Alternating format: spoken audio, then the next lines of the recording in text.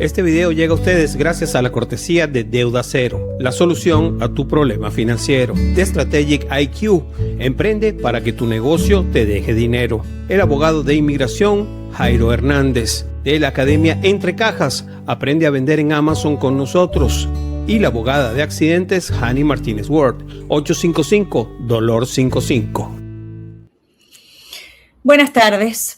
Empezamos este programa y nos vamos a mantener siempre en comunicación con La Guaira. Vamos a tratar de ser vigilantes, custodios de todo el proceso que toca vivir allí.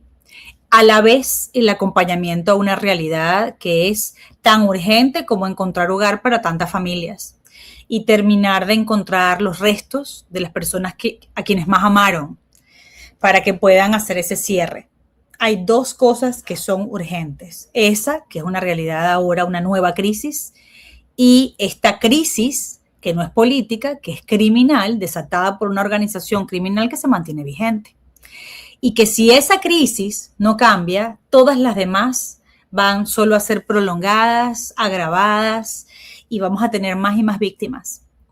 Venezuela, lo decíamos en estos días, ya no quiere rezar siempre, todos los días, pero no para pedir fortaleza ni para pedir paciencia. Ya Venezuela no quiere ser la más guerrera, quiere simplemente empezar a vivir momentos de paz, de tranquilidad, de sosiego, de democracia y de libertad.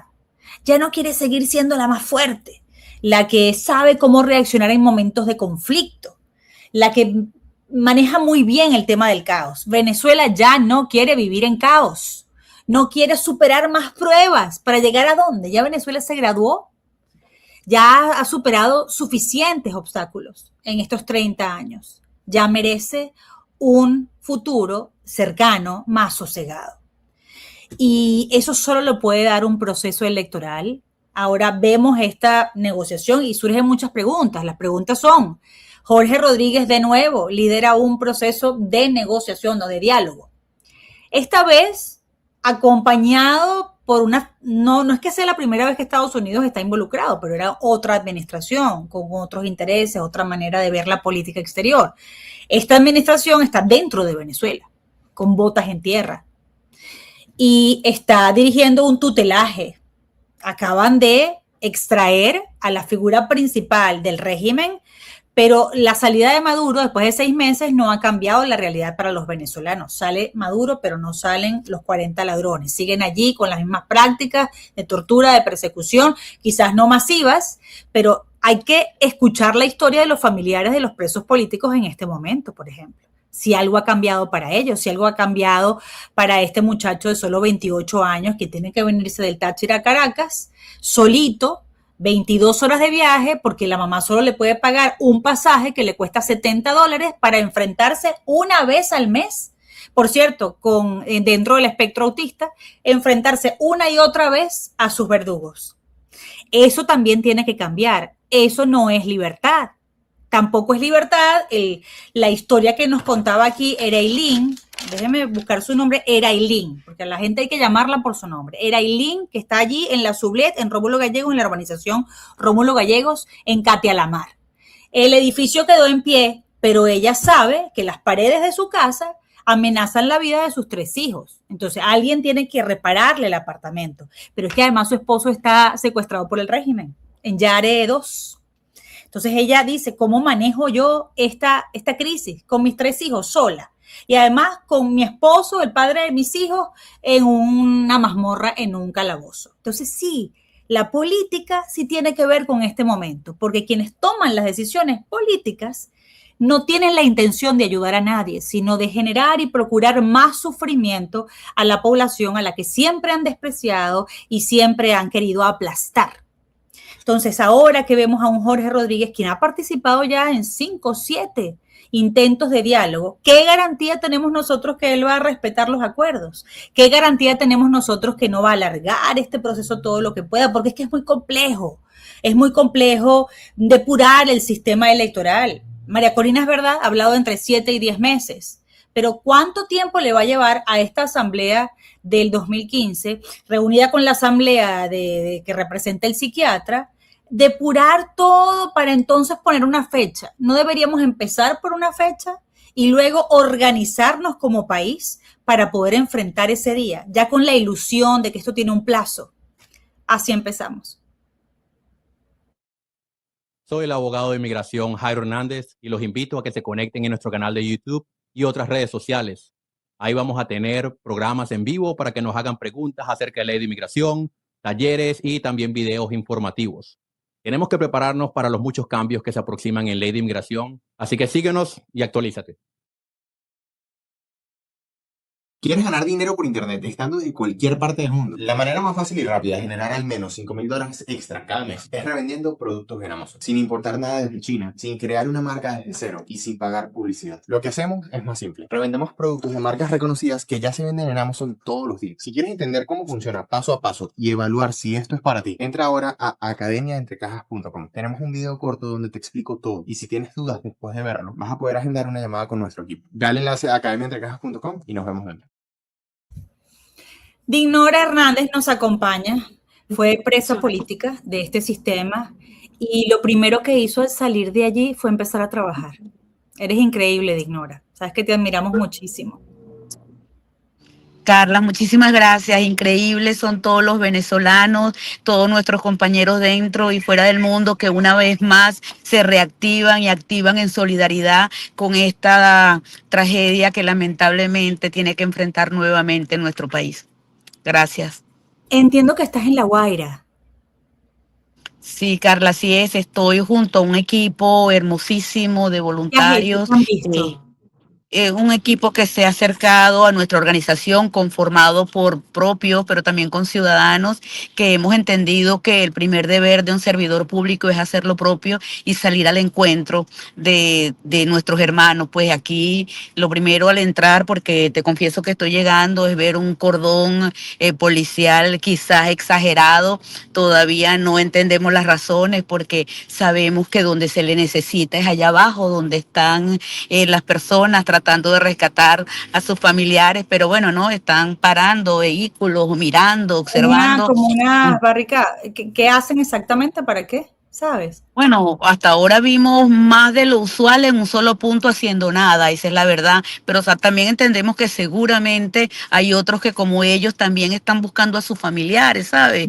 Carla, porque esta tragedia nos tocó a todos y nosotros entendemos que también los funcionarios públicos, los funcionarios policiales, los cuerpos de seguridad, esos mismos que en algún momento nos reprimieron y nos persiguieron, también tienen a sus familiares buscando a alguien cercano, o un vecino, o un amigo, y que en ese momento se activa la solidaridad. No entendemos exactamente porque algunos están sin hacer nada, pero valoramos muchísimo a lo que nos encontramos abajo haciendo lo que hay que hacer, ayudar al ciudadano. Quería preguntarte sobre esa discusión que hay ahora, ¿no? Sabemos que ahora, en este instante, Jorge Rodríguez se va a reunir con Dinora Figuera. Ya se encontraron una primera vez y bueno, aquí siento que las personas quienes están reclamando que el régimen tardó 72 horas en aparecer y que cuando apareció no fue un acompañamiento solidario, humano, ¿no? No lo tomaron como una emergencia, no fue para ellos una prioridad salvar vidas, sino más bien retrasar a rescatistas, retrasar a los voluntarios quienes querían bajar a La Guaira, de alguna manera retrasar todo, incluso la llegada de donativos, ¿no? Esa gente sabe que sí, quiere una casa, pero además le importa quién se la va a construir, mucho más después de estos 2 terremotos. Entonces, el venezolano de a pie quiere, sí, que en este momento de circunstancia terrible lo asistan, pero entiende que sí depende de que su vida en lo adelante mejore, que también cambien quienes están en Miraflores. ¿Tú lo sientes así? ¿Lo percibes así? Sí, claro, Carla, totalmente. Antes de venir acá a La Guaira, tuve la ocasión de estar en Carabobo, en los centros de acopio, acompañando al el equipo que se desplegó allá. También estuvimos en Chabasquén, que por efecto quizás colateral de la naturaleza, quedó sepultada su escuela y sus calles bajo una fuerte inundación de los ríos Chabasquén y Chabasquencito, y en todas partes el clamor es el mismo. Necesitamos cambiar y yo te agradezco agradezco mucho el contexto que hacía cuando decía que Venezuela, por supuesto que es fuerte, que es resiliente, que tiene esperanza, pero no podemos vivir solamente de eso, queremos también ya una realidad tangible, y esa realidad todo el mundo sabe que se da con un cambio de sistema, con un cambio de régimen, y el pueblo, la sociedad, los ciudadanos queremos ser libres y lo entienden perfectamente, entendemos, inclusive, Carla, ¿por qué no tocarlo en este momento? Que cuando estábamos presos sabíamos que no salíamos si no había un cambio de algo, y ese cambio llegó el 3 de enero, si no estaríamos allí, y por eso sí agradecemos a aquellos que hoy nos acompañan internacionalmente, porque sabemos que sin su apoyo nuestra voz no estuviera en la calle. Pues así también entienden las personas que estas calles no se van a reconstruir, que el país no va a progresar, que las inversiones no van a llegar, que el desarrollo no nos va a alcanzar si no se cambia a quienes lo originaron, porque la tragedia en este momento sí fue natural, pero antes de esa tragedia fue antropológica. Aquí no vino un terremoto antes, un ciclón, un tsunami, a acabar con el bienestar de Venezuela. Vino un régimen comunista que en mala hora estuvo en nuestro país, y que ahora no solo alarga la llegada de la ayuda humanitaria, sino que pretende también alargar su salida al negarnos lo que toda demócrata quiere, que es unas elecciones libres y transparentes para decidir nuestro destino. Ahora resulta que ellos están haciendo un juego donde alargan y hacen una táctica dilatoria, y son tan miserables que también usan el sistema, la situación que acaba de golpear fuertemente al país para decir que no tienen cabeza,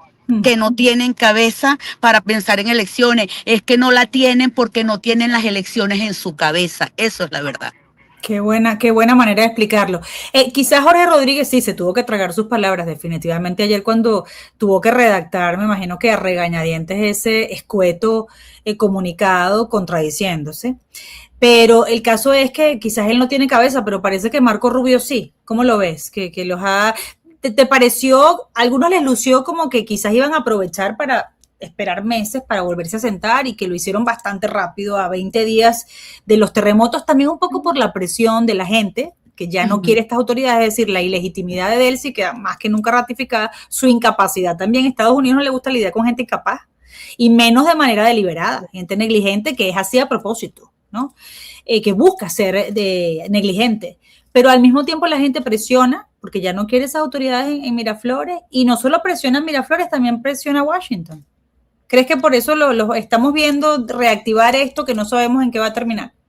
Mira, qué bueno que dices que no sabemos cómo va a terminar, porque yo prefiero ser honesta contigo y empezar por allí. Como no sé cómo va a terminar, y como sí sé cómo ha empezado la persecución y cómo empezaron los 18 diálogos anteriores tratando de darle cuerda para que de alguna forma se sostuviera este mismo sistema, yo prefiero decir que preferiría, y perdona la redundancia, que de una vez por todas se definiera hacia dónde vamos y nos iluminen y nos muestren el camino de alguna forma más claro hacia dónde vamos. Nosotros ya los venezolanos no estamos para estar adivinando, para decir son 16 diálogos, son 15, son 14, son 17, este es uno más o es distinto. Yo tengo fe y tengo esperanza, porque seguimos teniéndoles nuestra condición, y tú la describías como venezolano. Confiamos en la humanidad, confiamos en la gente, y confiamos que aquellos que nos apoyaron para que el dictador pudiera salir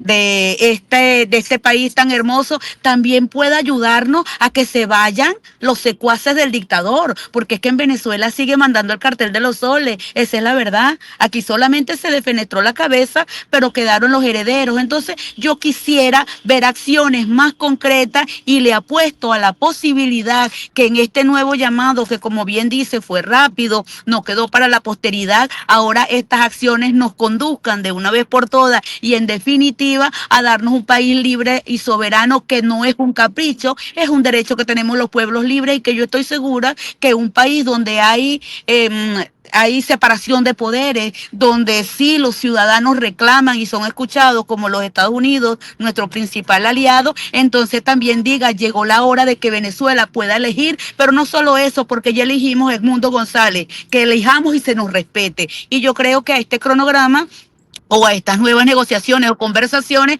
habrá que darle un voto de confianza, pero no confiarnos hasta que no veamos hechos concretos. Esto lo estamos grabando un poquito antes de nuestra hora habitual, pero no sé si en el momento en que lo conversemos tú y yo pasó algo distinto, pero ¿tienes alguna novedad sobre esa reunión que María Corina anunció y Edmundo González con la plataforma unitaria justamente para, de alguna manera, explorar cómo van a reaccionar ante esto que se ha planteado de un encuentro entre la Asamblea del 2015 y el 2020? ¿Has tenido alguna noticia? No, realmente ninguna, porque si bien es cierto que tenemos confianza plena entre quienes convocaron, los convocantes de esta reunión, hemos dejado que en este momento sean los partidos aliados y ellos mismos quien la lleve, porque otras personas tenemos que estarnos ocupando de lo importante, que es realmente lo urgente, que es la situación que está viviendo nuestro país, y aquí estamos. Entonces hemos dividido esas acciones y en este momento no he tenido información sobre los puntos que han avanzado. Sin embargo, entiendo que allí sí hay una mesa democrática, porque allí estamos representados los partidos políticos que manejamos el sentimiento de las personas, y estoy totalmente segura que la decisión que salga de allí es en función del bienestar del ciudadano y el rescate de nuestra democracia. De todas maneras, Dignora, te quería preguntar sobre esto que para algunos puede ser confuso, porque fíjate que ayer Michael Cusack del Departamento de Estado frente al Senado dice que efectivamente esta administración reconoció a Edmundo González Urrutia como el presidente legítimo, ¿no? Como el presidente electo. Entonces ahora vemos a la Asamblea Nacional del 2015, la legítima, pero que se tiene que reunir con la ilegítima, ¿no? Entonces, obviamente que esto a cualquiera lo confunde. Sin embargo, la propia María Corina ha dicho con respecto a por qué hay que hacer una nueva elección. Es decir, por qué si Estados Unidos reconoce a Edmundo González, no reconoce entonces a la Asamblea Nacional del 2015 y ya. O pues si reconoce la Asamblea Nacional del 2015 para dirigir este proceso, ¿por qué no reconoce también, que ya lo ha hecho, a Edmundo González y continuamos, pues? Y no tendríamos que pasar por todo este proceso largo de hacer una elección. Pero mi pregunta para ti es, en medio de esta confusión, María Corina Machado ha dicho, mira, si tenemos que volverlo a hacer, lo vamos a hacer, porque confío en el pueblo de Venezuela. Esa es la explicación que podemos utilizar, aunque no lo hubiéramos elegido así necesariamente. Bueno, fíjate que lo primero que hay que decir es que aquí nada está sucediendo en el contexto de las leyes, empezando, y perdona que nuevamente vaya en primera persona para decirte que eso es igual a como una cantidad de ciudadanos estuvimos presos porque defendíamos la democracia. Eso es un sinsentido. Eso no sucede en un país donde se respeten las leyes. En un país donde se respeten las leyes no se llama a la elección de una asamblea, siendo que existe una legítima, aunque esa legítima vencida en el 2021 ya debió haber convocado otra, pero no estábamos en capacidad porque fuimos anulados desde el principio. Adicional a esto, entiendo perfectamente a los aliados que traten de hacer, perdón por la expresión que voy a usar, y no responsabilizo en ello a la organización política que represento. Hay una mixtura, un híbrido, porque sabemos que hay cosas ilegales, como que un régimen calificado como narco sea ahora el negociador de la democracia en Venezuela, pero entendemos que hay cosas que hacerla necesaria por aquello de la real política y hay que trabajar con lo que se tiene. Pero yo sí aquí quiero hacer una precisión y quiero hablar como diputada de la Asamblea Nacional de 2015 para decir, con mucho respeto a quienes hoy se reúnen, porque conozco su trayectoria, que en este momento está reunida miembros de la Asamblea Nacional Parlamentaria del 2015, pero no está la Asamblea 2015. Yo soy parte de ese cuerpo y yo no sé en este caso si nos van a convocar. Entonces no puede estar el cuerpo colegiado, está una representación y una comisión delegada, y eso quiero dejarlo bien claro, porque al no conocer cuál es la hoja de ruta y la agenda que se discute en esa mesa, entonces tampoco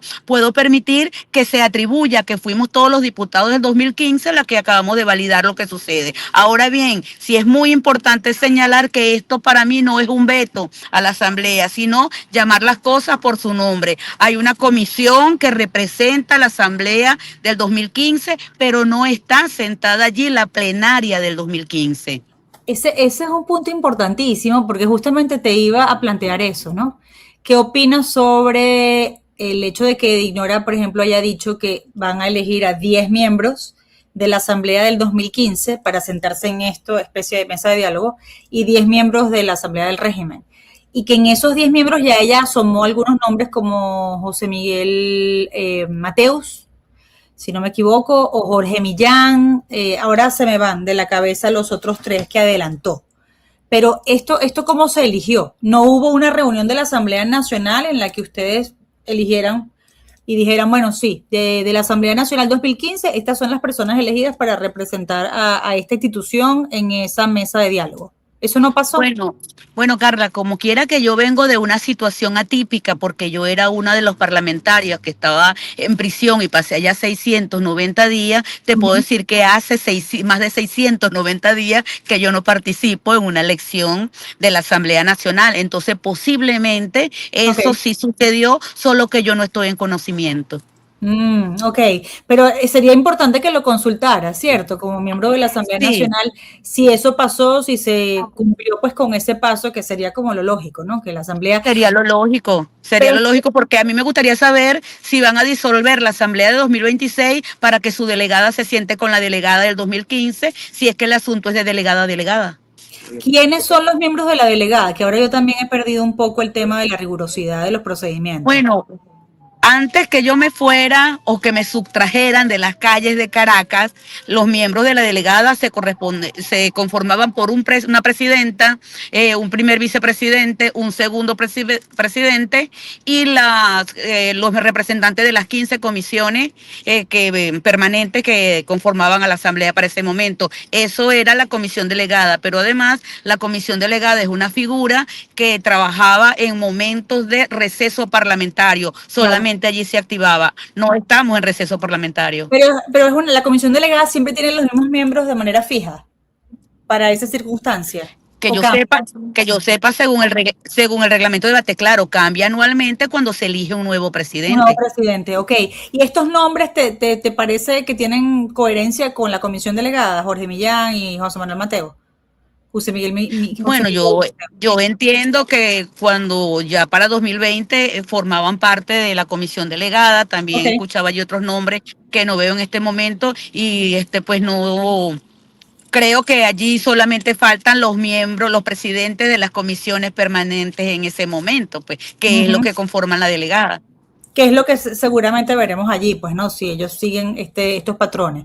Oye, Dinora, muchísimas gracias de verdad, porque nos das un poco más de luces, o por lo menos nos das elementos para seguir investigando y averiguando qué pudiéramos esperar de esta figura, ¿no? Que se ha creado, porque fíjate que ella dice que la invitación la recibe de Michael Kozak, pero al mismo tiempo dice que esto es entre venezolanos y que Estados Unidos solamente acompaña, pero esa mesa la montó Estados Unidos o... Allí hay muchas cosas que nos gustaría aclarar. ¿Esas dudas las tienes también tú? Sí, Carla, y permíteme decir que lo que yo acabo de esgrimir acá en esta entrevista no es un asunto de nombre. Realmente no es el nombre lo que me preocupa es la ruta, el método y las elecciones, el cronograma, los resultados, es lo que me importa, pero yo pienso que cualquiera de las personas que pueda estar allí al frente asumiendo una representación de la Asamblea 2015, recuerde que en primer lugar lo que tiene que asumir es la representación de un pueblo que está cansado de esperanza y que ya necesita ver su realidad y, como tú dijiste al comienzo, vivir en paz y resolver su situación, porque aquí hubo 2 tragedias. Este terremoto que lamentablemente asoló todo lo que fue la costa de Venezuela, pero también una tragedia antropológica que se llama Nicolás Maduro y su séquito. Muchísimas gracias, Dinora. Gracias por estar allí, además en La Guaira, ayudando a nuestra gente en ese lugar en el que tanto lo necesitan. Dinora Hernández fue presa política y además es diputada de la Asamblea Nacional 2015. Voy a hacer una pausa súper breve, pequeñita, y regreso con Benigno Alarcón. Van a querer escucharlo.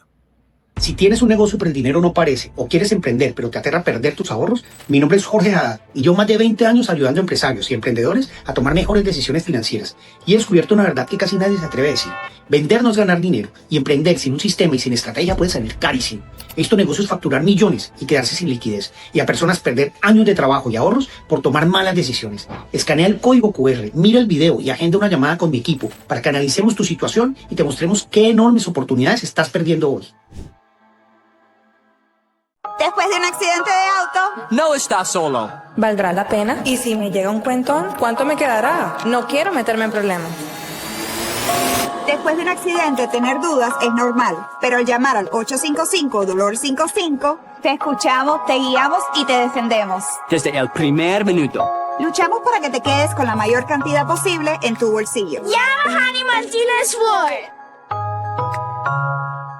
Permanentemente estás pensando en que tienes que hacer una bancarrota para solucionar tu problema de deuda. La bancarrota es una solución extrema a un problema extremo. El programa Deuda Cero te da la solución precisa que tú estás buscando. ¿Cómo? Negociando de una forma amigable con tus acreedores y logrando el perdón de más del 50% de tu deuda. ¿Quieres saber cómo eso puede aplicar en tu caso? Haz clic aquí y rápidamente te daremos una solución adecuada a tus necesidades y a tus capacidades. Deuda Cero, la solución a tu problema financiero. Benigno Alarcón nos acompaña a esta hora como analista político. Gracias por esperarnos, por la paciencia de esperarnos unos minutos. No, bienvenido. Gracias a ti. Gracias a ti por tu interés. ¿Cómo está la familia? Bueno, todos bien, afortunadamente todos bien. Estamos en una zona de Caracas que sufrió poco comparada con otras. Estamos en Terrazas del Ávila, al lado de la Universidad Metropolitana. Y como seguramente sabes, bueno, esto es una zona donde el piso es más de roca, más sólido, no de sedimento. Y eso de alguna manera pues protegió la urbanización, por decirlo así. Sí, bueno, igual, bueno, todos estamos en este luto, en esta tristeza colectiva, ¿no? Pero bueno, me alegra que su gente esté bien. Quiero empezar por esto que con lo que abríamos el programa, ¿no? Tenemos ahora esta nueva crisis y los venezolanos no quieren estar demostrando su mejor perfil en momentos de conflicto, porque eso es en lo que hemos estado 30 años, ¿no? Somos maravillosos levantándonos en medio del caos y volviéndonos a poner de pie y tenemos una entereza y una fuerza. El venezolano ya está harto de demostrar su fuerza, sus capacidades, ya no quiere vivir en caos ni en crisis, quiere justamente que este periodo pase y entonces disfrutar todo lo que ha cosechado. Ya demostró incluso que puede ser gobierno sin que haya gobierno, puede ser gobierno, el gobierno que quiere tener, en solidaridad, en reaccionar, desconocidos salvando a desconocidos, la manera en la que se coordinaron, de alguna manera la forma en la que reaccionaron tan rápido antes de los cuerpos de represión, antes que el propio régimen. Y tenemos esa realidad y la gente demanda una casa y también demanda un cambio y el reencuentro con la democracia. Entonces, ¿en qué momento estamos ahora? ¿Cómo lo describiría? Bueno, a ver, como muchos han dicho, y inclusive yo lo he dicho en algún artículo que he escrito últimamente, el sismo que sufrimos el 24 puso en evidencia la carencia de Estado. O sea, al final del día, las fisuras que vimos no solamente son las de los edificios, sino las del Estado venezolano. Y como tú bien dices, fue un Estado venezolano que no respondió a tiempo, que demoró mucho en su respuesta. Se dice los testimonios de La Guaira, yo no vivo en La Guaira, pero los testimonios que hay de gente que vive en La Guaira hablan incluso de 72 horas para ver, digamos, las primeras reacciones del gobierno, cosa que es absurdo en una emergencia de este tipo, porque digamos que la mayoría de las personas se salvan en las primeras 24 horas, ¿no? Se salvan o no dentro de las primeras 24 horas. Entonces aquí vimos las fisuras del Estado haciendo aguas por todas partes, ¿no? Digamos, una Fuerza Armada que no supo cuál era su rol en medio de esta tragedia y no lo asumió. Una policía que no supo tampoco cuál era su rol en medio de esta tragedia y por supuesto tampoco lo asumió porque no hay protocolos, no hay instrucciones, no hay decisiones tomadas antes de que la tragedia aparezca y todo pues se va tratando de resolver sobre la marcha. Y evidentemente en esas condiciones siempre las decisiones o no se toman o se toman mal. Y esto puso muy en evidencia, como te decía, la carencia de Estado, la carencia de instituciones en el país, lo cual es parte del problema. El problema no solamente es político, el problema no solamente es de preferencias políticas, el problema es de un Estado que no existe, de unas instituciones que han perdido toda capacidad de respuesta. Y eso es algo que tenemos que reconstruir. Algunos, por supuesto, dicen, bueno, este no es el momento para hablar de política. El tema es que todo lo que estamos viviendo tiene que ver con la política. O sea, como yo digo a veces, mira, la política al final al ser humano es como el agua al pez, ¿no? El pez no se entera que está en el agua hasta que lo sacan del agua. Y el problema con la política es que tú no te enteras que la política te afecta hasta que te termina afectando al final del día. Hasta que la necesitas, claro. Claro. Y ahí justamente es donde nosotros no podemos dejar la política a un lado como si la política fuera algo accesorio, ¿no? Y después tenemos, unido a todo esto, tenemos el problema de que si nos apegamos a la Constitución, nosotros tenemos un periodo de 180 días vencido que constitucionalmente nos deja un vacío de poder, nos deja sin gobierno, pero por el otro lado tenemos un proceso tutelado por los Estados Unidos que de alguna manera, digamos, tiene otra agenda de trabajo que no necesariamente es acorde a los tiempos constitucionales, pero que obliga a resolver esta situación a la brevedad posible. Y creo que en un momento como este, Carla, resolverlo es urgente, no solamente es urgente, es importante. ¿Por qué? Porque resulta que el proceso de reconstrucción necesita instituciones. La falta de instituciones nos ha traído a donde estamos hoy. Y justamente un proceso de reconstrucción, ya no hablemos de la inversión, de la recuperación económica de la que hablábamos antes del 24, que necesita instituciones, sino que este proceso necesita instituciones y las necesita con urgencia.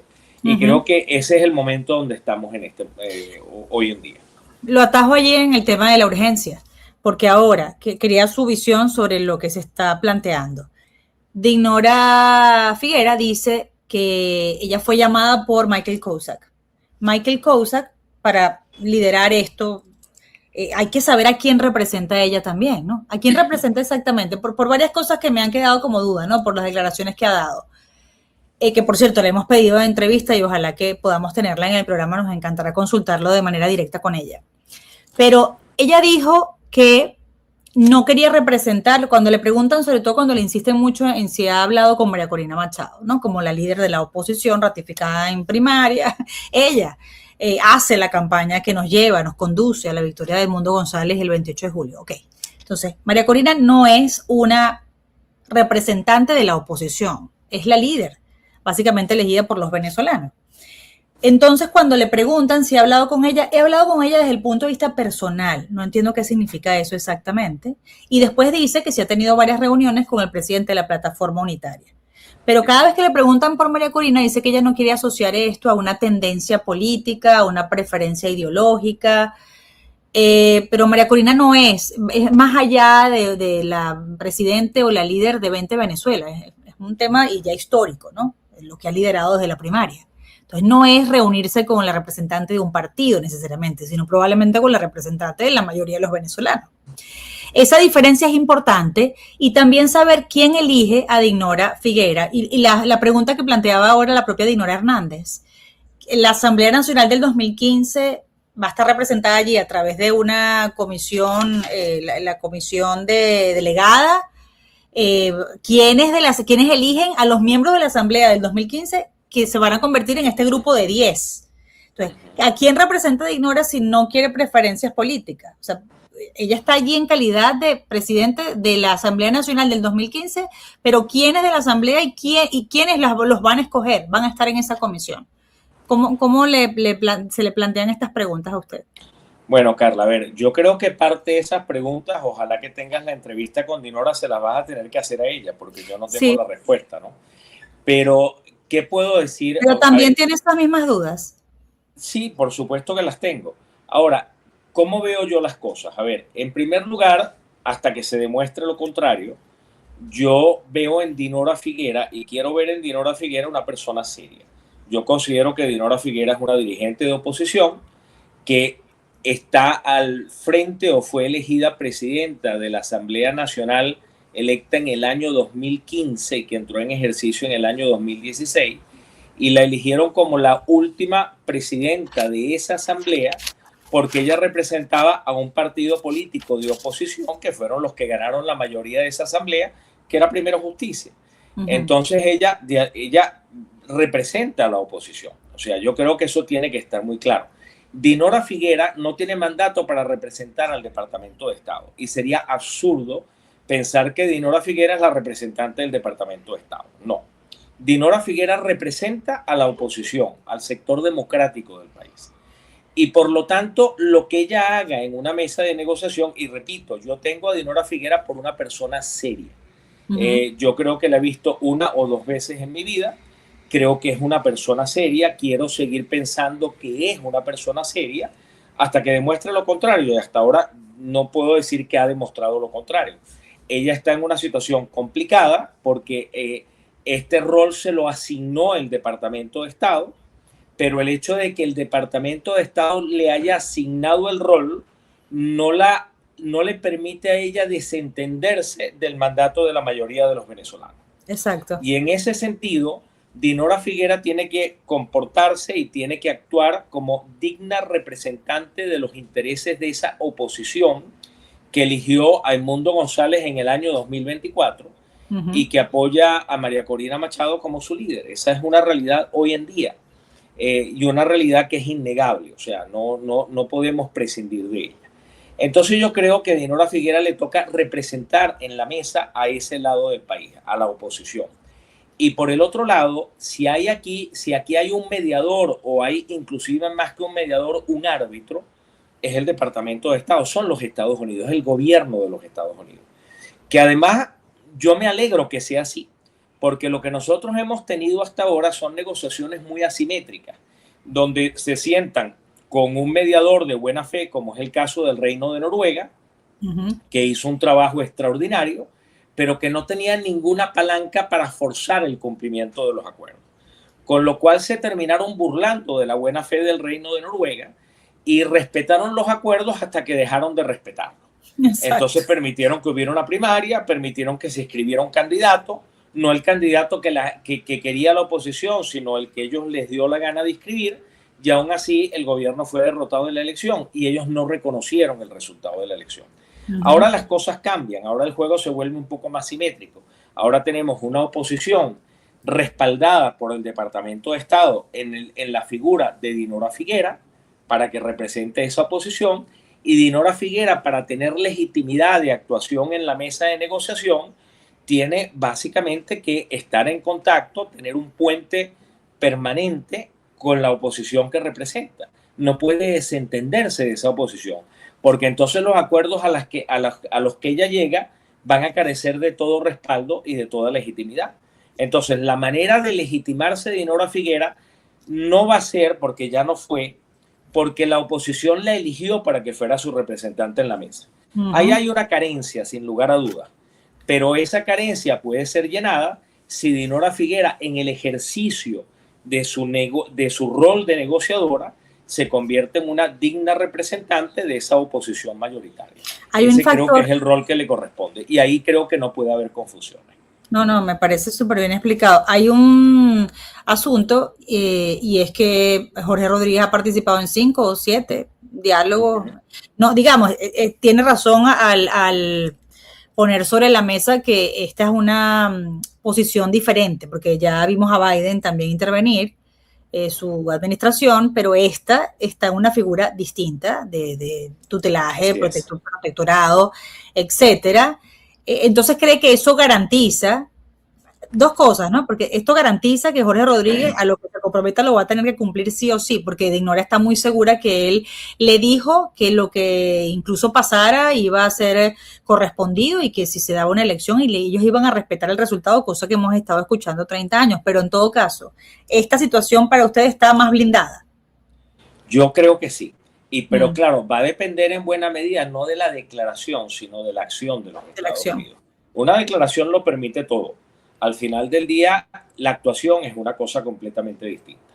Pero a ver, nosotros vimos una demostración de esto hace pocas horas. Nosotros vimos a un señor Jorge Rodríguez que el viernes pasado decía que no iba a haber negociación sobre el Tribunal Supremo de Justicia, ni sobre el Consejo Nacional Electoral, ni sobre nada que tuviera que ver con política, porque no teníamos cabeza para esto. Y vimos que 72 horas después, el martes, sale un comunicado de la Asamblea del 2015 que dice: el proceso de negociación empieza el 1 de agosto. Vemos a un secretario de Estado, Marco Rubio, que retuitea, y vemos a una comunicación de la Asamblea Nacional casi en paralelo que ratifica la información puesta por la Asamblea Nacional del 2015. Entonces, aquí queda muy claro quién manda. en este proceso, ¿no? Y además hay una cosa que me parece muy interesante, Carla, que no sé si has tenido oportunidad de hablarlo con alguien o has tenido oportunidad de reflexionar sobre esto, ¿no? Unos días antes sale un artículo en el New York Times que califica al señor Marco Rubio, quien yo creo que está comprometido con la democracia en Venezuela, igual que dije de Dinora, que me parece una mujer seria. Creo que Marco Rubio lo es hasta que me demuestre lo contrario. Yo opero en esos términos normalmente. Bueno, sale diciendo que Marco Rubio es una especie de virrey que controla absolutamente todo en Venezuela. Y Marco Rubio no responde a ese artículo, no dice absolutamente nada, pero su respuesta fue la actuación del martes.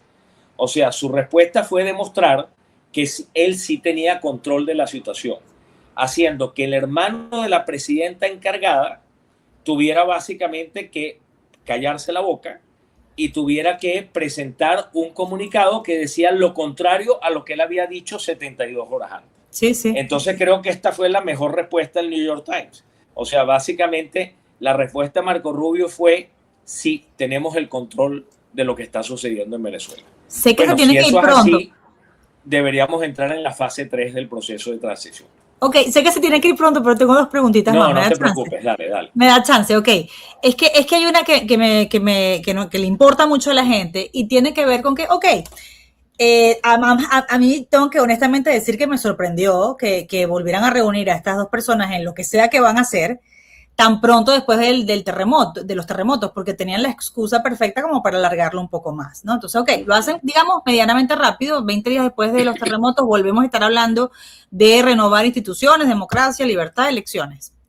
Pero hay quienes temen que esta figura, esta mesa de diálogo, se extienda y se extienda. Entonces hay quienes dicen, ¿por qué no le ponemos una fecha a la elección? Y a partir de allí, con una fecha, con un reto ya, digamos, que la gente sabe que en ese día, en esa hora específica, va a haber una oportunidad de participar para cambiar lo que hay. Y ya todos tenemos más o menos conocimiento de los 7, 10 meses que podría llevar depurar un sistema electoral, ¿no? Pero la gente necesita una fecha, porque esto pudieran decir, lo he escuchado de parte de Dinora decir, bueno, esto no podemos hablar todavía de elecciones, porque hay mucho que hacer. Pero se puede establecer una fecha mientras se trabaja en todo lo demás que hay que hacer para llegar a que sea una justa y libre. Mira, Carla, yo sinceramente creo que lo responsable es no establecer una fecha antes de que se sienten en la mesa. ¿Okay? ¿Por qué? Porque sería establecerla de manera arbitraria, lo cual implica siempre un riesgo, ¿no? Lo que no podemos hacer es alargar esto y no tener fecha. Y yo creo que si nuevamente los Estados Unidos ejercen el tutelaje como lo ejercieron para hacer que se sienten a partir del 1 de agosto, yo creo que va a ejercer el tutelaje de la misma manera para hacer que haya un resultado relativamente rápido. Si tú me lo preguntas a mí, obviamente yo no soy pitonizo, no puedo adivinarlo, pero si tú me preguntas a mí la lógica de los eventos, ¿qué me dice? Me dice que en principio, antes de la elección de medio término en los Estados Unidos, que ya sabemos que es en noviembre, finales de noviembre de este año, debería haber un Consejo Nacional Electoral y debería haber un calendario electoral. ¿Y por qué digo que la lógica me dice eso? Puedo equivocarme, pero la lógica me dice eso. ¿Por qué? Porque sería una manera indiscutible de que el Partido Republicano, los aliados del gobierno de Trump, le puedan decir a su propio electorado, cumplimos. Claro. Venezuela sí es un ejemplo de éxito. Y el proceso tiene fecha, tiene fecha y tiene condiciones en este momento.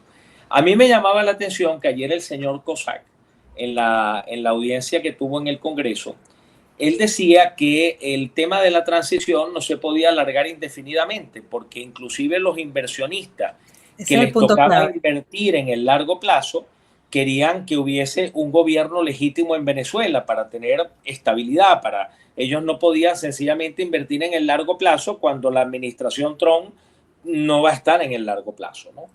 Bueno, pues yo creo que de la misma manera que el señor Cossack dice eso, algo que hay que decir es que el proceso político venezolano no puede sencillamente apostarse a él de manera indefinida en el largo plazo, porque el gobierno nuevo que entre, si entra demasiado tarde, este gobierno de Estados Unidos que ha tutelado el proceso no va a poder tutelar el inicio del próximo gobierno y se necesita tutelarlo. ¿Por qué? Porque no sabemos qué fuerzas quedan por allí que van a tratar de atentar contra ese gobierno. Entonces ese gobierno irremediablemente, aunque se haga todo muy bien antes de la elección, va a necesitar cierto nivel de tutelaje al principio. Protección, sí. Claro, ¿por qué? Bueno, mira, porque para empezar, no domina los cuerpos de seguridad del Estado, no sabemos quién está allí. No domina el aparato de inteligencia del Estado, por lo cual no puede tener un aparato de inteligencia propio que le pueda decir dónde están los riesgos y dónde están las amenazas, con lo cual depende del aparato de inteligencia que le dé la comunidad internacional y en especial los Estados Unidos. Entonces, si tú haces esta elección, digamos 6 meses antes de que el señor Trump se vaya, pues posiblemente el señor Trump se va a ir, y si el próximo gobierno de los Estados Unidos no está dispuesto a hacer un tutelaje como lo está haciendo el actual, pues a lo mejor terminamos perdiendo la democracia nuevamente en Venezuela, como los egipcios perdieron tras la primavera árabe la democracia, cuando le dieron un golpe de Estado a los hermanos musulmanes y se colocó en el poder quien era básicamente el ministro de Defensa de Mubarak. Entonces tenemos que tener muy claro que esto necesita un tiempo de tutelaje, sin lugar a dudas, nos guste o no, lo va a necesitar. Porque va a necesitar, y tutelaje no he entendido en el sentido de que los norteamericanos van a decidir quién sea el próximo presidente, qué va a hacer y qué no va a hacer. No, me refiero, por ejemplo, a la asistencia técnica en materia de inteligencia. Claro. Me refiero a la asistencia técnica en materia de reestructuración de la Fuerza Armada. Me refiero a asistencia técnica en la reestructuración de los cuerpos policiales para que estén al servicio del Estado venezolano y no del gobierno. O sea, aquí hay que hacer, digamos, un trabajo muy profundo que lleva mucho tiempo y que no se hace en 6 u 8 meses, ni tan siquiera en un año. Esa es la realidad. Es demasiado sensato lo que acaba de decir, porque además, si es ese un factor fundamental como para tratar de acelerar la elección en Venezuela, siempre y cuando obviamente tenga todas las condiciones, ¿no?, técnicas que hagan falta, pero si hay que acelerarlo, le conviene a Estados Unidos y le conviene a los venezolanos para que la democracia esté protegida, pero también le conviene a Estados Unidos tener cuanto antes un aliado allí, que sea un estadista o un demócrata, porque pase lo que pase en la elección de medio término, pase lo que pase en la elección del 2028, Estados Unidos va a poder tener la garantía. Claro, tampoco vamos a hacer un acuerdo como el de la Cuba de 1900 que hicieron, que creo que era, cambiaron en la Constitución la figura del PAT, que era que, bueno, que Estados Unidos les obligó a redactar ahí que había una intervención si llegaba un gobierno inadecuado. No vamos a llegar probablemente a ese punto, pero ellos van a poder tener allí un aliado que va a ser pro Estados Unidos, pase lo que pase, si ganan demócratas o republicanos, y eso le conviene a Estados Unidos por la seguridad del hemisferio. O sea, que si es ganar para ellos tener un gobierno democrático cuanto antes. Sin lugar a dudas, porque además hay que recordar que si no lo tuviésemos, por las razones que sean, todos los avances que los Estados Unidos creen que han logrado son reversibles. Exacto. Al final del día. Entonces nosotros veremos al gobierno de los Rodríguez pactando nuevamente con Rusia, pactando nuevamente con China, pactando nuevamente con Irán, y no pactando con los Estados Unidos ni pactando con la comunidad democrática. Entonces eso lo tenemos que tener muy claro. O sea, no estamos frente a un gobierno distinto, estamos frente al mismo gobierno administrando provisionalmente el país porque tiene el control de ciertas palancas, pero ese control hay que transferirlo. Esta sí es la última porque sé que estoy abusando de la prisa que tiene, pero fíjese, hay una confusión entre los venezolanos, ¿no? Y es legítima, porque dicen, bueno, Cousa que ayer dice que ellos reconocieron a Edmundo González como el presidente electo.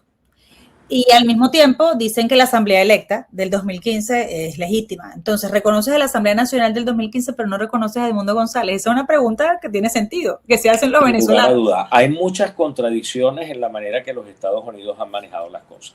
Muchas. Yo lo que espero es que, a pesar de las contradicciones, la película tenga un final feliz. Pero evidentemente hay muchas contradicciones. En primer lugar, después de una intervención como la que se hizo, en mi opinión, si me lo preguntas a mí, en la lógica de cualquier venezolano demócrata, se debió haber reconocido inmediatamente a Edmundo González como presidente. Y en vez de tutelar y estabilizar al gobierno actual, se debió tutelar y estabilizar al gobierno de Edmundo González Urrutia.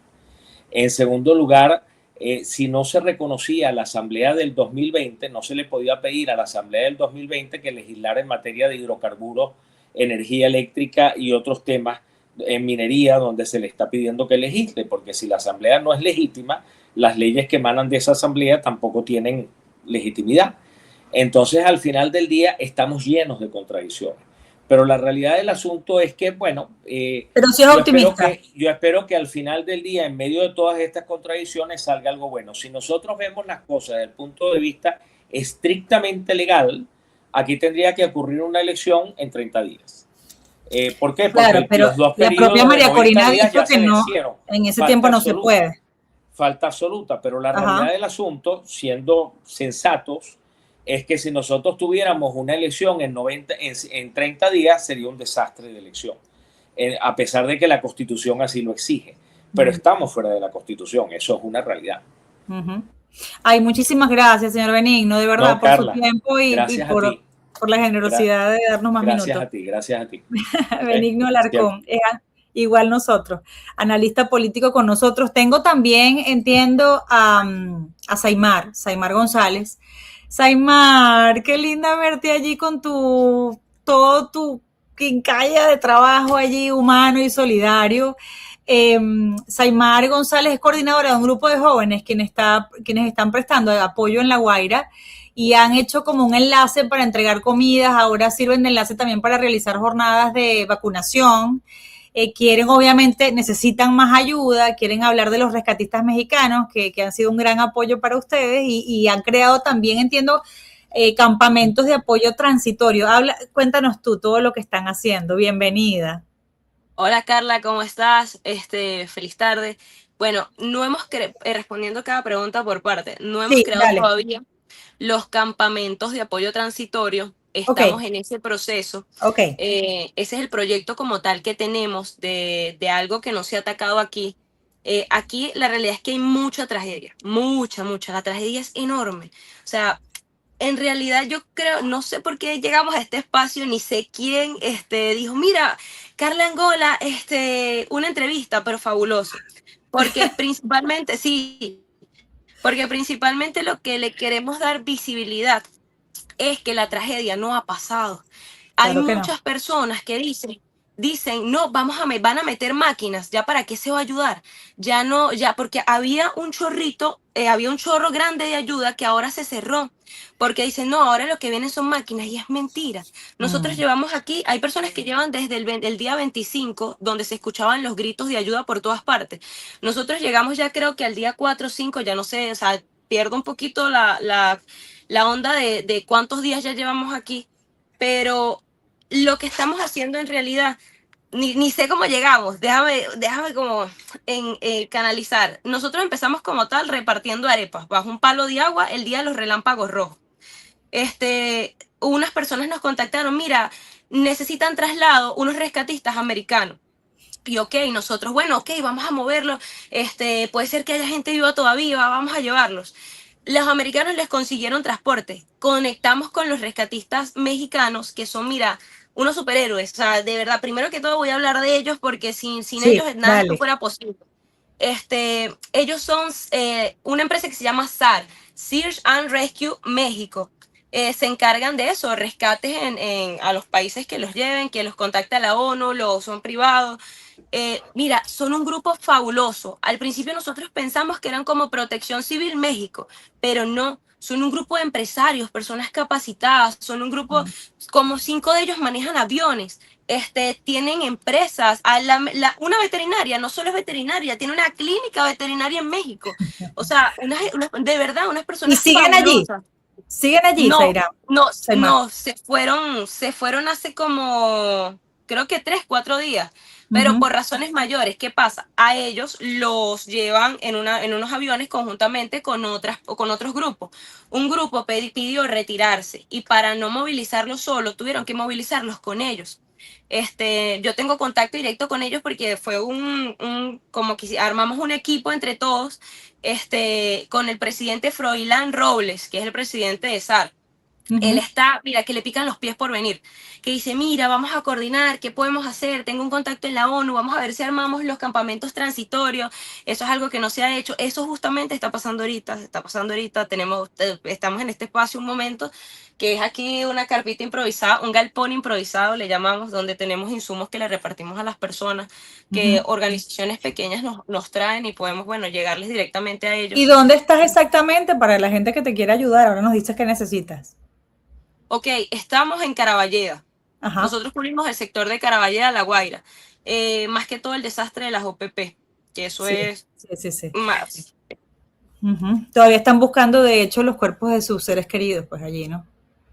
Sí, es fuerte. O sea, vamos a dimensionar. Aquí tú te paras en la mañana y ya a las 7 de la mañana ya hay personas trabajando. De noche hay otro grupo trabajando. Aquí la hora de trabajo nunca para, hay relevos.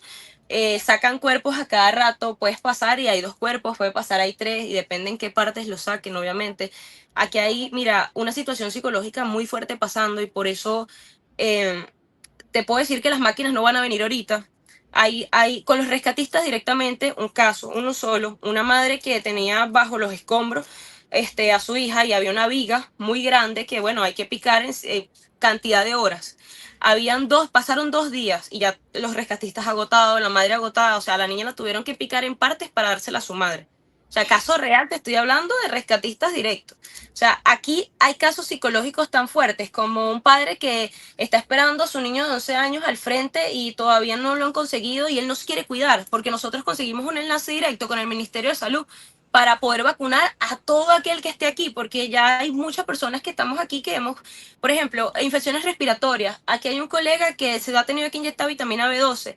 Hemos tenido que irnos por temas psicológicos. O sea, no es fácil, obviamente, estar viendo muertos por todos lados. Y es literal, o sea, es una vaina de película que yo a veces lo cuento, porque yo soy de Caracas, yo a veces lo cuento en Caracas y no nos los creen, piensan que es como que no, pero no, y no sé, y dicen, no, pero es que no hay alguien que lo recoja, no, porque es que hay demasiados. O sea, estamos hablando de que salen 30 aquí, 100 aquí, 20 aquí, 20 allá, o sea, no hay manos para recoger tantos cuerpos, son muchos muertos. O sea, es algo muy impresionante. Nosotros obviamente nos hemos dado la tarea como de un break, les pedimos como orientación y capacitación a los rescatistas de cómo poder llevar la situación porque no es fácil. Hay personas que se han tenido que ir a Caracas para poder como un respiro y no volvernos locos o enfermarnos. Y dice que ok, uno tiene que agarrar, meditar, poner la mente en blanco, agradecer, porque claro, uno se siente impotente. Uno quisiera, mira, mover mil plumas para poder levantar todas las losas estructurales y de cada losa sacar, no sé, 100 cuerpos que puedan haber y así ir moviéndonos, pero eso es lo que estamos movilizando ahorita. Nos dimos cuenta que en las redes, o sea, muy pocas personas saben lo que realmente sigue pasando aquí. Fue noticia una semana y ya después no es noticia y no, o sea, se tiene que saber. Ayer estuvimos en Residencias Caribe. Abajo hay como un pozo en el cual colapsaron 3 pisos que quedaron así como unas panquecas. Sí. Y ese colapso hizo obviamente, o sea, ahí para sacar a las personas son trabajos de días y varias máquinas. Pero hay un pozo abajo, un pozo natural que está subiendo y eso está cediendo poco a poco. Eso cada vez va subiendo más y más y más.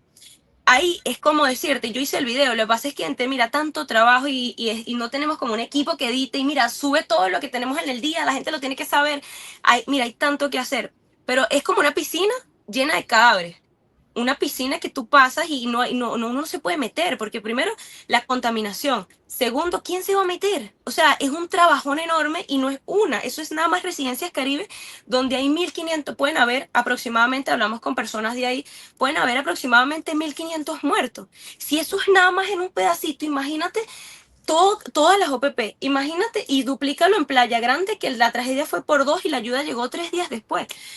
Vamos a poner Katia La Mar, pero Katia La Mar ya tiene una organización. O sea, nosotros como equipo nos hemos dado la tarea de enlazar a varias organizaciones y varios dueños de aquí de estos espacios como los campos de golf para realizar esa organización que por ejemplo, puede haber un pedazo de Katia La Mar.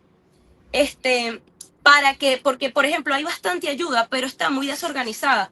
O sea, no hay como una unión y una comunicación entre todos para que podamos hacer algo grande y dejar de apagar los fueguitos pequeños. Porque los fueguitos pequeños es como, por ejemplo, ahorita a los muchachos, mira, acaban de sacar 2 cadáveres, tienes bolsa de cadáver, y nosotros no somos, yo estudio nutrición. Eso te iba a preguntar. O sea, ¿Cuántos años tienes, Aymar? 26. Yo estudio nutrición, mi hermano está aquí conmigo, tiene 18 años, recién graduado, no ha entrado ni siquiera en la universidad, él aplicó para la metropolitana, gracias a Dios quedó. Aquí tengo, mira, en mi equipo hasta 18 años, 19 años, 22 años, 23 años, unos nuevos que se sumaron que creo que son 25, 26, los mayores somos 26. Somos 2 de 26 nada más. O sea, es impresionante todo lo que está pasando aquí y hicimos la tarea de contactar a influencers, Luis Herrera, 300.000 seguidores, el otro 20.000, el otro 40.000, el otro 10.000. Bueno, vamos a hacer una red de comunicación para que se sepa y ese chorro de ayuda que se cerró se abra nuevamente. Entonces, para entender, y te agradezco la honestidad, ¿no? De compartir con nosotros y de la manera más cruda. Lo que has visto, porque además siento que los venezolanos no tenemos esa dosis de realidad por parte de quienes deberían darnos esos números que no son números, sino son personas.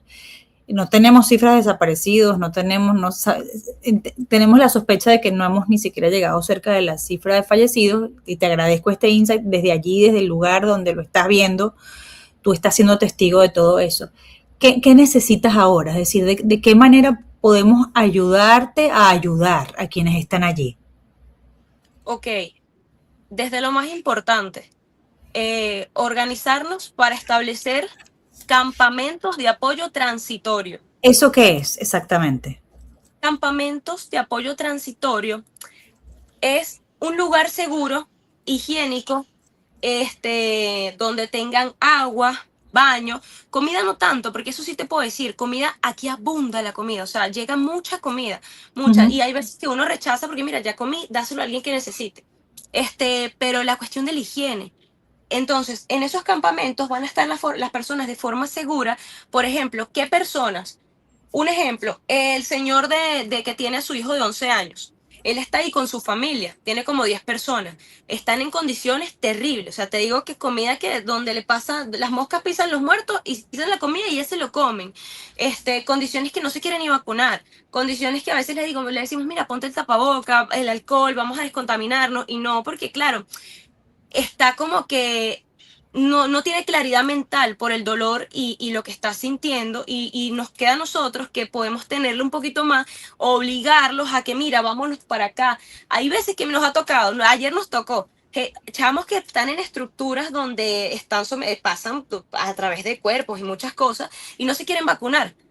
Bueno, tú no te quieres vacunar, yo te puedo dar una linterna si tú te vacunas. Así hemos hecho hasta así, porque es que no hallamos cómo llegarles por el tema protegerlos. Sí. Exacto, por el tema psicológico que es muy fuerte. Entonces, en esos campamentos debe haber mira, voluntariado. Mira, eso es una cosa muy importante. Voluntariado para hacer que es Aymar. Voluntariado para todo en general. Voluntariado para que vengan. Voluntariado para que vengan a apoyar en el campamento transitorio.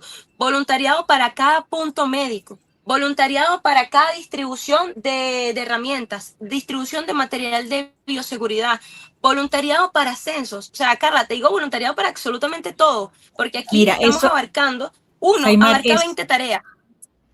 Es que, perdona que te interrumpa, pero eso de los censos me parece fundamental. Es que siento que estás muy centrada, que estás muy clara con respecto a las prioridades, porque te iba a consultar justamente. Yo sé que has hablado de un volumen de cuerpos que es muy difícil de procesar anímicamente y mentalmente, pero ¿qué está pasando con esos cuerpos? ¿Quién los está, no sé si ese es el término más respetuoso, pero quién los está clasificando? ¿Quién está tratando de identificarlos? ¿A dónde los están llevando? ¿Tienes idea? Mira, si hay la suerte, hay algunos pocos que se tienen la suerte de identificar. Hay algunos que tienen sus documentos y se pueden identificar.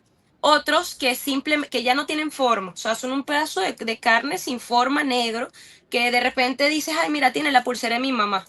O, ay, mira, tiene la ropa que llevaba mi mamá el 24, o mi hijo.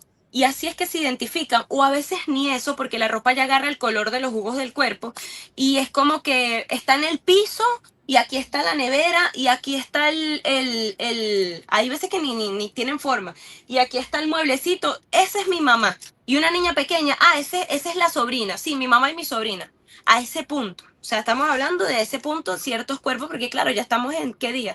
O sea, ya a veces Sí, pierdo la han cuenta, pasado 20, mucho 21. tiempo. Sí. Pero entonces la gente está allí, algunos familiares han logrado medianamente, pero sin tener los conocimientos forenses, identificarlos. Pero hay personal forense allí, no hay ninguna representación, autoridad, médicos que se estén dedicando. Sí hay. El 6CPC, mira, no te voy a decir que no, nuestro grupo como tal ha hecho la labor de unirnos entre todos y explicar que, o sea, debemos apoyarnos entre todos, tanto sociedad civil como los cuerpos de seguridad, porque no abarca, o sea, si te digo que traen a todo el 6CPC, INTT y Protección Civil para acá, no abarca la tragedia. Que los muevan a todos para acá, y sin embargo no abarca. O sea, como sociedad civil tenemos que unirnos también con ellos y hacer cosas que nunca nos tocó, o sea, jamás pensé yo hacer cosas así. Pero sí, el 6CPC puede recoger 500 cuerpos y se los lleva al bolipuerto. Protección Civil también, INTT también, pero es que hay mucho. O sea, ayer hicimos un video, porque hay muchos videos que no hemos subido todavía. Eso también, si nos pueden colaborar con un equipo de edición, que le pasemos todos los videos y puedan apoyarnos, buenísimo, porque es que tenemos el material día a día y no lo podemos como transmitir a la gente. No, a nosotros no los puedes pasar. Lo que pasa es que hay que tener mucho cuidado con imágenes que sean sensibles, no solo para quienes, aunque sea una persona quien no tiene un familiar en La Guaira, sino también por respeto a la persona que falleció y respeto a la familia, ¿no? Hay que manejar eso con mucha discreción. Pero sí, o sea, eso lo tienen que hacer, esos videos, perdona que te dé este consejo que no me has pedido, pero esos videos no se pueden publicar así nomás, ¿no? Hay que hacerle una revisión. Mucha censura. Sí, no censura. Censura no es la palabra, sino como prudencia, porque son momentos de mucho sufrimiento. Tú estás allí viendo todo eso y ya voy a ir allí. Pero si quieres, puedes pasarnos el material que tengas y tratamos de procesarlo. Yo siento que tu testimonio es muy poderoso, es decir, lo que tú has dicho aquí no necesita el acompañamiento de las imágenes, ¿no? Tú eres una muchacha muy joven que yo creo que con esa naturalidad has descrito una situación que nadie se había atrevido a describir así. Y quería preguntarte. La naturalidad después de llorar como 4 o 5 veces. Bueno, a eso me refiero. Y quiero preguntarte cómo estás tú, Saimar. ¿Cómo estás? Bueno, procesando, no sé, pues cosas que pasan, que uno quisiera como mover muchas cosas a la vez. Mira, yo siempre he dicho que si Dios y el universo te ponen en un sitio es porque tú tienes la capacidad de moverlo, es porque tú tienes la capacidad de hacer las cosas. Mi familia me dice como que tómate un break, tómate un descanso. Pero es que te desespera porque, por ejemplo, a mí una amiga me invitó el 24 a La Guaira y nosotros no vinimos porque dijimos que era día festivo y iba a haber mucha gente. Y es fuerte escuchar cada testimonio, es fuerte las energías que se están manejando ahorita, porque son energías, por ejemplo, las energías de la tragedia, del dolor, muchas cosas que son bajas energías y las energías de, eso sí te puedo decir, de la abundancia, de que todo el que llegue te da sin preguntarte quién eres, sin preguntarte de dónde eres. O sea, mira, aquí hay muchas energías, tanto las buenas como las malas, trabajando en conjunto aquí. Pero si no sé cómo llegamos a conocer a personalidades como Froilán Robles, que lo admiro muchísimo, el capitán y todas sus personas, a personalidades como la ONU o dueños de aquí de espacios. Pero si el universo y Dios te pone aquí es porque tienes un propósito, tienes una labor y bueno, hay que hacerla. ¿Qué es lo que pedimos de verdad muchísimo? Que Berciale, ojalá hubiera Espérate, Zairán, espérate. Es que yo te quiero dar esa pausa a ti. Tómate esta pausa que queremos compartir contigo. Tómate esta pausa, no te apures. Si lo puedes editar, si lo puedes editar, por favor, para quitar esta parte, porque mira, de mí depende un equipo que cree mucho en mí y en la capacidad que uno tiene de resolver ciertas cosas y problemas que se han presentado, pero claro, ¿no? También como que a veces uno tiene las herramientas para poder meditar o llevar cierto tipo de energías y de soltar las malas y sentir gratificación por lo bueno que estás haciendo, pero claro, uno es humano. Cuando tú estás acostumbrado a ver pedazos o tanto sufrimiento o ver una persona ida o cosas así, no estás acostumbrado, pues. Pero aquí se necesita mucha ayuda, Carla, o sea, muchísimo. Es que mira, Saimar, un poquito cuando fui para recién salir. Ya te voy a pedir toda la lista de cosas que necesitas, pero quiero decirte dos cosas. Ser humano es el mejor ejemplo que le puedes dar a tu equipo. Es decir, no tienes que sentir vergüenza ni disculparte por llorar y ser vulnerable, todo lo contrario. Justamente por ese corazón y alma que tienes y esa capacidad de conmoverte, de ser compasiva, es que estás allí ayudando a los demás. Tienes que sentirte muy orgullosa de todo eso, porque si no fueras un robot y actuarías en automático. Y eres una niña, bueno, absolutamente sensible. Gracias a Dios que esa gente te tiene allí. Yo estoy orgullosa de ti porque puedas llorar y drenar y quería darte este momento para que tú procesaras también un poco. No tienes que correr, no siempre tienes que estar lista, dispuesta, levantada, determinada. También te puedes sentar y llorar con nosotros aquí en este programa y tomarte tus minutos para recuperarte y seguir adelante. No tienes que demandar siempre lo máximo de ti. Está bien hacer una pausa pequeña, ¿ok? ¿Sabes qué pasa? Que yo siento que estoy como en una carrera contrarreloj, porque fíjate, por muchas cosas que hay habilidades que nosotros supimos resolver al grupo de los mexicanos, nos ofrecieron un buen trabajo en una empresa de ellos. En una empresa de uno de los, como te digo, son empresarios, para nosotros eran como los Vengadores, unos superhéroes que vinieron de realidades totalmente diferentes, claro, porque aquí como cultura venezolana estamos acostumbrados a ver a la gente con mucho dinero millonaria que no son capaces de hacer este tipo de cosas, y ellos son unas personas de mucho dinero que vinieron para acá a meterse en agujeros, a arriesgar su vida, su salud psicológica, física, porque hasta con problemas en el cuerpo se fueron, inflamaciones, gripes, creo que hasta uno le dio fiebre, por personas que ni siquiera son de su nacionalidad, ¿sabes? No conocen, o sea, para nosotros fue de mucho admirar eso, y fue como que nos impulsó también a mucho, y es una total locura lo que yo le dije a mi equipo, yo dije, mira, o sea, es impresionante lo que pasamos, y si la voluntad de ayudar nos llevó hasta aquí, pues la debemos continuar. Uno de ellos me dijo, que aproximadamente como el 15, íbamos a estar así, ya estábamos haciendo la diligencia de la visa y todo eso, y vamos a estar en México. Y que claro, o sea, nosotros no somos de fortuna generacional ni nada, y es como que una oportunidad que tú dices, ok, para poder ayudar, ¿qué es lo que necesitas? Poder estar bien para ayudar. Y aceptamos la oferta totalmente, y estamos como trabajando a contrarreloj, porque como hemos hecho tanto y no hay equipo, por ejemplo, en Caraballeda que haya hecho tantas conexiones o enlaces y proyectos de ese aspecto, es como que queremos, y eso es de verdad lo que queremos, dejar algo aquí sin fines de protagonismo. O sea, no importa si le presentamos el proyecto mañana a la ONU, porque ya Freud nos está haciendo el enlace y la ONU lo hace, o sea, no importa si lo hace la ONU, si lo hace aquel, si viene... no importa si es del sector público o del sector privado, no importa. O sea, la idea es que nosotros nos podamos ir y dejamos algo aquí, que es lo que nosotros estamos haciendo prácticamente con las uñas, funcionando. Un sistema, un orden, una estructura que pueda funcionar, y nosotros podamos ir para allá, y nosotros, ok, ¿cómo va el tema de vacunación? Excelente, ya se vacunó todo Caraballeda, porque claro que podemos, sí, una cajita nada más tiene 400 vacunas.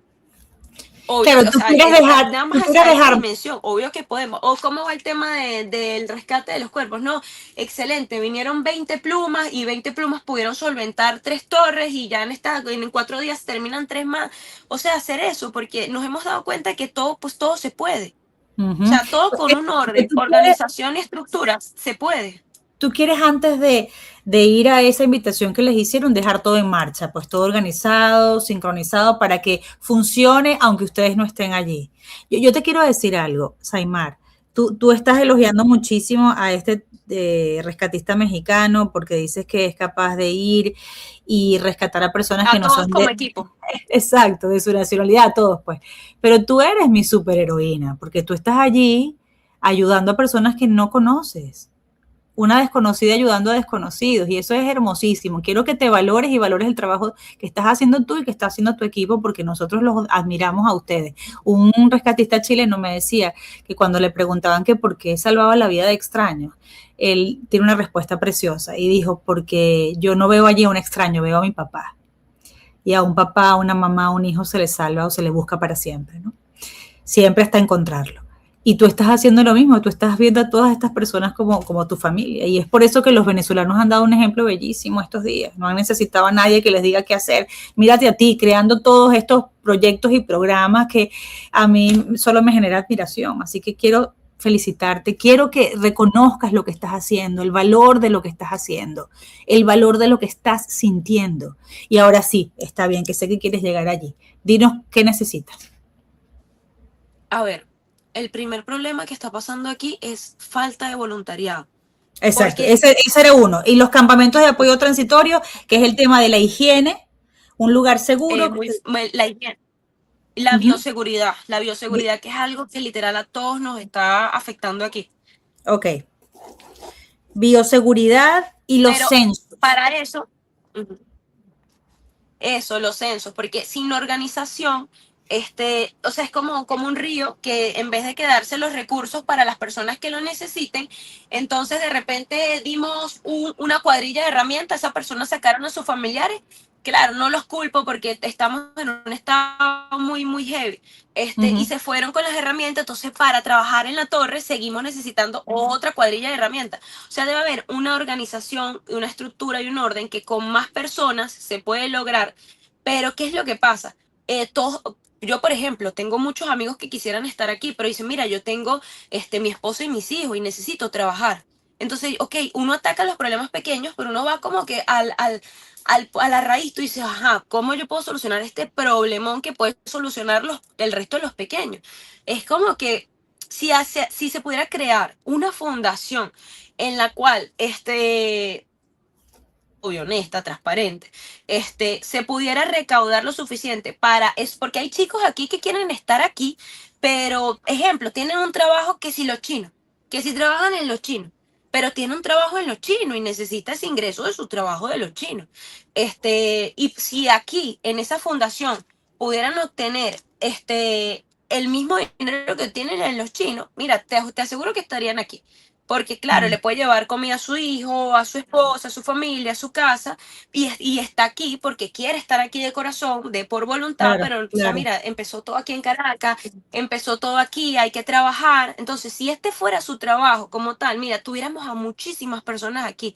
Yo me estuve asesorando lo más posible porque, claro, son campos nuevos para mí, con el empresario, y me dijo, bueno, sí se puede, el mexicano, sí se puede hacer, hay que ver bien con qué permisos y todo eso, pero claro, es algo que uno lo quisiera de hoy para mañana y así no funciona ese tipo de cosas. Averigüé también con al vicepresidente de la Marina, que mira, un señor que de verdad fabuloso ese señor.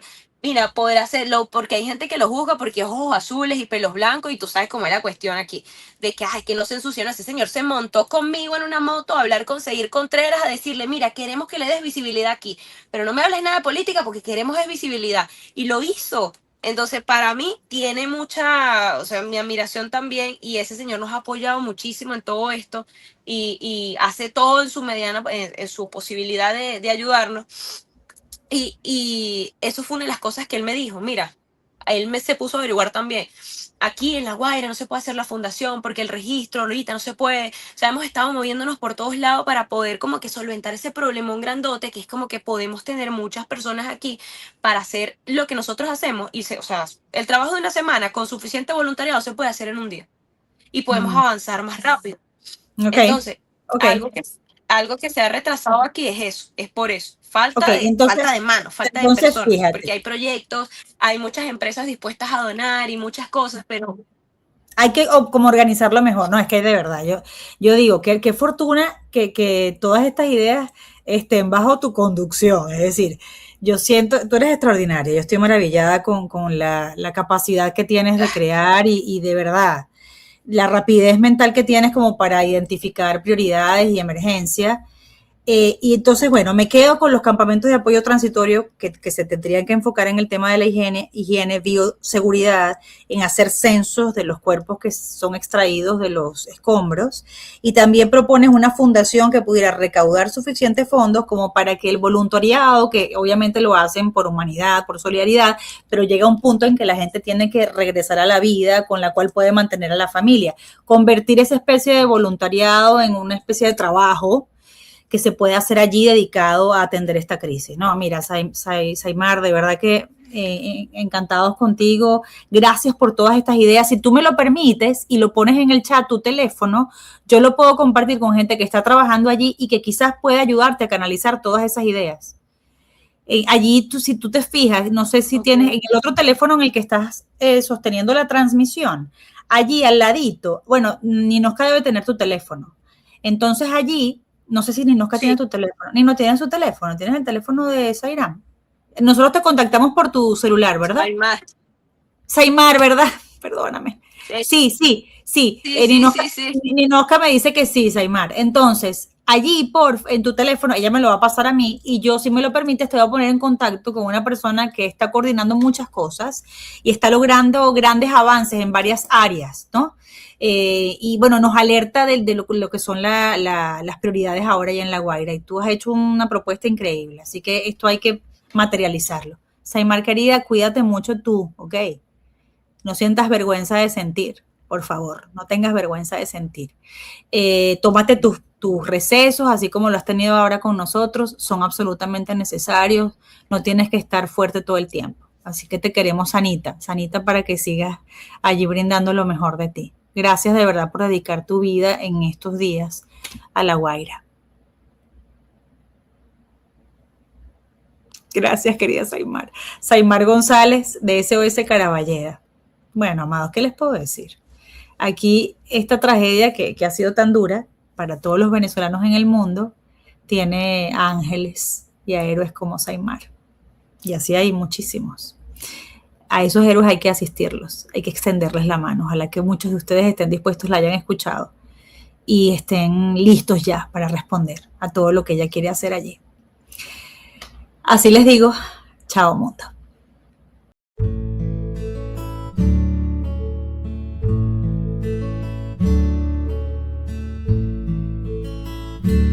Este video llegó a ustedes gracias a la cortesía de Deuda Cero, la solución a tu problema financiero. De Strategic IQ, emprende para que tu negocio te deje dinero. El abogado de inmigración, Jairo Hernández. De la Academia Entre Cajas, aprende a vender en Amazon con nosotros.